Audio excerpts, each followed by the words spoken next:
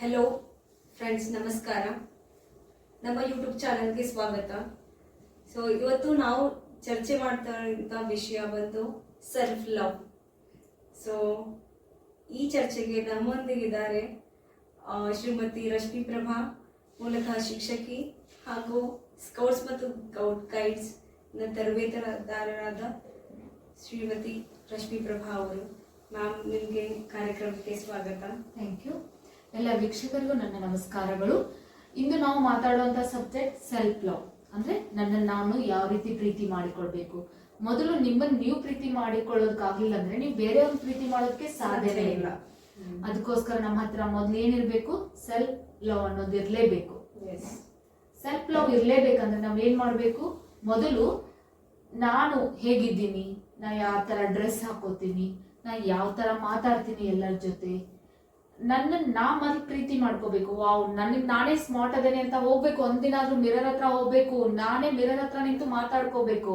Wow, ನಾ ಚೆನ್ನಾಗಿದ್ದೀನಿ, smart ಆಗಿದ್ದೀನಿ ಅಂತ. ಆಗ ನಿಮ್ಗೆ ನಿನ್ ಸೆಲ್ಫ್ ಲವ್ ಮಾಡ್ಕೋದ್ ಗೊತ್ತಾಗತ್ತೆ. ಆಗ ಮತ್ತೊಬ್ರನ್ನ ಅಪ್ರಿಶಿಯೇಟ್ ಮಾಡ್ಬೋದು. ಓಕೆ.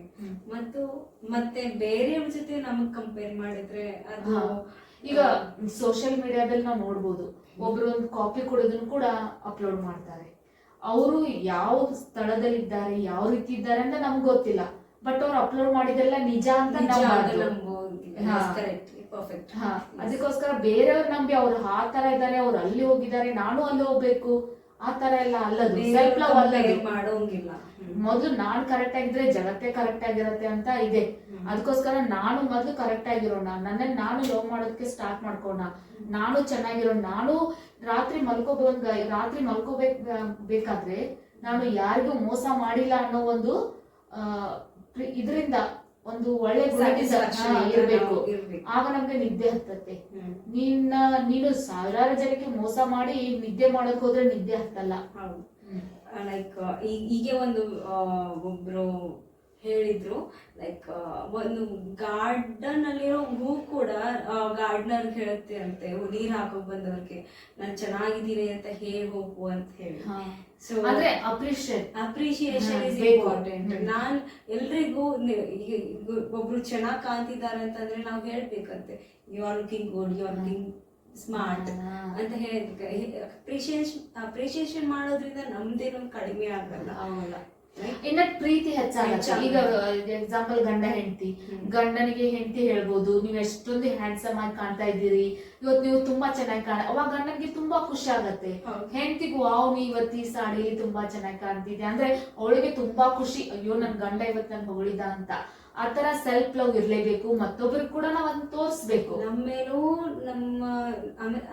ಸೆಲ್ಫ್ ಲವ್ ನಮ್ಮೇಲೂ ಇರ್ಬೇಕು, ಬೇರೆಯವ್ರ ಮೇಲೂ ಅದು ಜಲಸಿ ತರ ಫೀಲ್ ಮಾಡಬಾರ್ದು. ಲೈಕ್ ಅವ್ರು ಹಾಗಿದ್ದಾರೆ, ನಾವು ಹಾಗೆ ಇರ್ಬೇಕು. ಲೈಕ್ ನಾವ್ ಹೇಗೆ ಇದ್ರು ನಾವು ಚೆನ್ನಾಗೇ ಇದೀವಿ ಅಂತ ನಾವು ಅದೇ ಅಷ್ಟೇ. ನಮ್ಗೆ ಅವ್ರು ಅಷ್ಟು ದೊಡ್ಡ ಬ್ರಾಂಡೆಡ್ ಬಟ್ಟೆ ಹಾಕ್ತಿದ್ದಾರೆ, ಸೊ ಅದೇ ಬಟ್ಟೆ ನಾವು ಖರೀದಿ ಮಾಡ್ಬೇಕು, ಪರ್ಚೇಸ್ ಮಾಡಿ ಹಾಕ್ಬೇಕು ಅನ್ನೋ ತರ ಈ ತರ ಇರ್ತೇವೆ.